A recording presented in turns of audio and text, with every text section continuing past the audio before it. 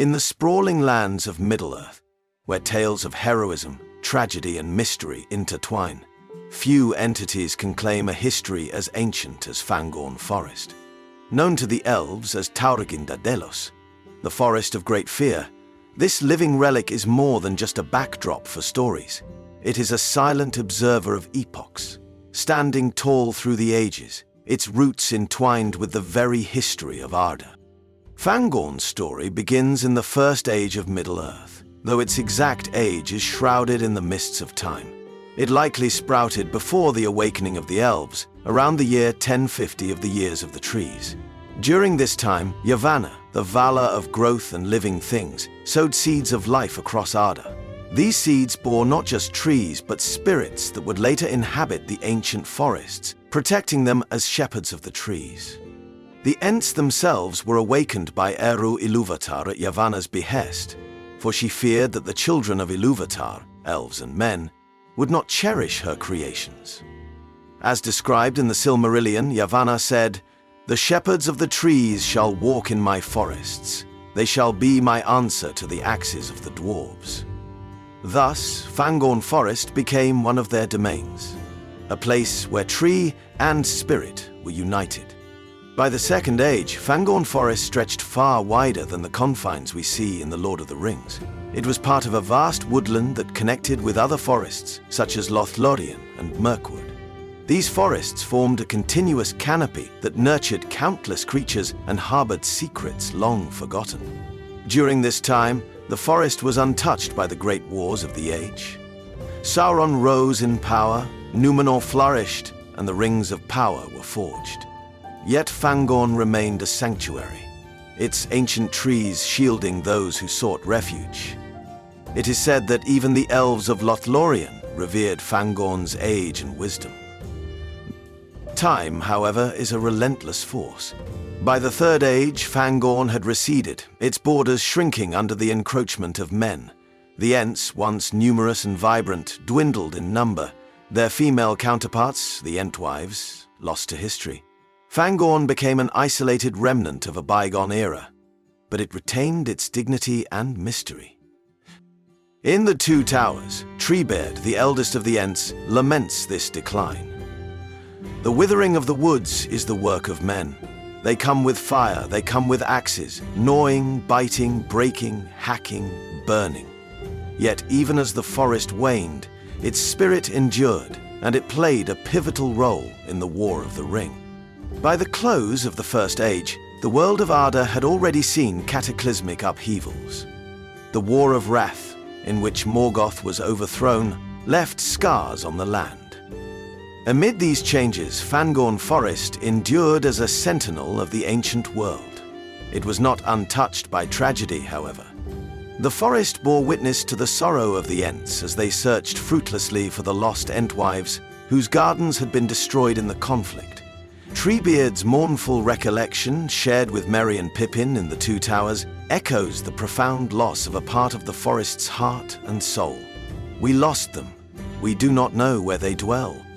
The enduring presence of the Ents allowed Fangorn to remain a sacred place. Its roots connected it to the Valar themselves through Yavanna's will. Yet the Ents, guardians as they were, could not halt the slow encroachment of time and change. During the Second Age, Fangorn Forest found itself in an era dominated by the rise of Númenor and the forging of the Rings of Power. Though Númenor's seafarers explored far and wide, Fangorn was not a place they sought to conquer. Its ancient reputation and the lingering power of the Ents deterred even the most ambitious explorers. In this age, Fangorn was part of a continuous swath of green that connected the south of Greenwood the Great, later Mirkwood, and the future site of Lothlorien. This great woodland was one of Middle-earth's lungs, breathing life into the surrounding lands. Its expanse was unmatched, stretching across vast territories that included parts of Eriador and Rohan. Yet even during this time of relative peace, the seeds of its decline were sown. The waning began in earnest as Sauron's influence spread. When the Númenorians fell into darkness and began to exploit Middle-earth's resources to fuel their growing empire, the forests became targets of their axes. even Fangorn felt the distant tremors of deforestation. However, its depth and the vigilance of the Ents ensured it remained largely intact, its spirit undimmed.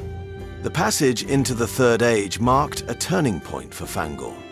The once vast forests of Middle-earth had shrunk considerably, their remnants isolated from one another. Fangorn, though still a shadow of its former self, remained one of the most ancient. Yet with each passing year, it became more withdrawn, a relic in a world that increasingly belonged to men. Despite its isolation, Fangorn's presence continued to inspire both reverence and fear. Men of Rohan, who lived near its borders, gave it a wide berth. To them, the forest was a place of strange whispers and an air of brooding sentience. Even Saruman, the cunning wizard who took up residence in Orthanc, avoided unnecessary conflict with Fangorn, though he eventually betrayed its trust by sending orcs to plunder its trees. It was in the War of the Ring that Fangorn revealed its enduring power. The Ents, roused from their long slumber by Merry and Pippin, stormed Isengard in one of the most memorable moments in the Two Towers. Fangorn's vengeance was swift and devastating, a reminder that even in decline, the ancient forest held strength that could alter the fate of Middle-earth. Treebeard's words to the hobbits encapsulate the forest's unyielding spirit. I am not altogether on anybody's side, because nobody is altogether on my side. Yet when the moment came, Fangorn chose to stand against Saruman, proving that its roots were not only ancient, but deeply tied to the struggle for balance and preservation in the world. Though its story is one of loss and decline, Fangorn Forest endures as a testament to the ancient wonders of Arda. Its intertwined history with the Ents, its connection to Yavanna's vision, and its role in the climactic events of the Third Age make it a cornerstone of Middle-earth's mythology. Fangorn is not merely a setting but a character in its own right, a living memory of ages long past, whose leaves whisper tales of a time when the world was young. Fangorn Forest, perhaps more than any other place in Middle-earth, embodies the relentless passage of time and the sorrow it often brings. It is a place of echoes, of lives and moments long past, yet still faintly felt in the rustling leaves and whispering winds. Treebeard himself is the embodiment of this temporal weight, lamenting the forest's shrinking borders and the waning of his kind. We are on the edge of things now. Beyond is the great river, and beyond that, the lands we do not know. This sense of loss reflects one of Tolkien's recurring themes, the fading of wonder as the dominion of men rises. Fangorn's gradual decline mirrors the diminishing magic of Middle-earth as the ages progress, a transition the Prophets often wove into his tales. As the Fourth Age dawned, Fangorn became a relic, a fading memory of Yavanna's first creations, echoing the sorrowful departure of the elves and the last remnants of the Elder Days. The ancient forests of Middle-earth, especially Fangorn, draw from Tolkien's deep reverence for nature and his sorrow over the industrialization of his beloved English countryside. His experiences during the early 20th century, witnessing the sprawling growth of cities and the destruction of natural landscapes, manifest in Fangorn as both a sanctuary and a victim. In one of his letters, Tolkien confessed his distaste for the machines and mechanisms of modernity, calling them the enemy's greatest weapons. Saruman's assault on Fangorn and the orcs' mindless destruction of its trees stand as allegories for this conflict. But Fangorn's defiance, the Ents' attack on Isengard and their refusal to be passive victims, is a reminder of Tolkien's belief in nature's enduring power. The Ents' role as guardians of Fangorn Forest adds a layer of richness to the lore. Created by Yavanna and imbued with sentience by Eru Ilúvatar, the Ents were designed not just as shepherds of the trees, but as defenders of the balance of life. Yet, by the late Third Age, they are themselves a dwindling race, reflecting the loneliness and loss that permeate Fangorn's story. The loss of the Entwives is not just a personal tragedy for Treebeard, but a profound symbol of the fragility of harmony.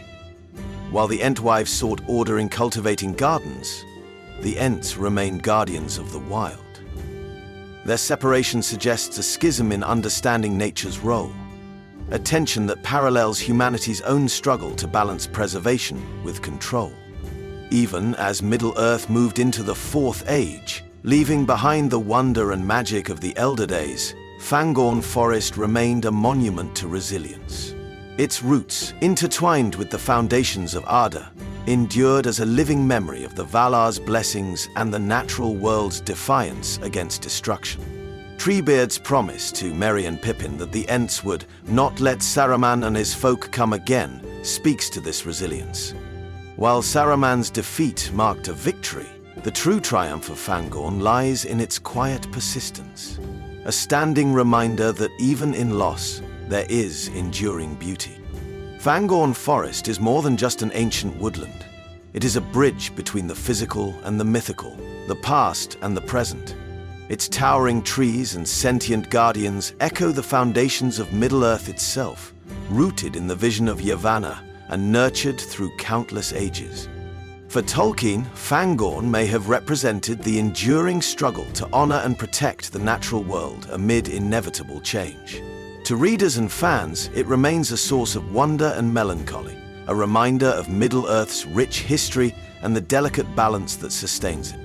As the story of Fangorn teaches us, the passage of time may bring loss, but the echoes of what once was will forever remain, carried in the rustling of leaves and the wisdom of the trees.